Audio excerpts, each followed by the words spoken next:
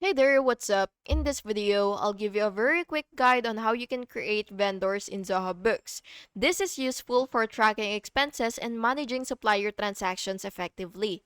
So once you're on your Zoho Books dashboard, you will just have to look for the vendors option. So it should be somewhere right here.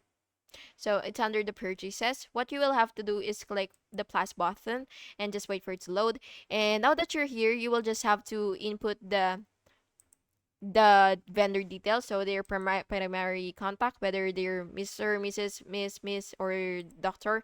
So you will just have to fill in their first name, their last name, and then of course the company name and the vendor display name, the vendor email, and the vendor phone number, whether it's work phone or mobile. And then of course the other details as well. You will just have to fill in everything out so that you will be able to successfully add it.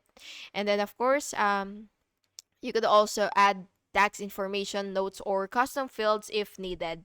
And yeah, that's basically just it. And once you're satisfied with everything, you will just have to click this save button right here, and the vendor will appear in your vendors list. And yeah, and if you want to verify, you could also check the details for accuracy and confirm in expense or bill entries.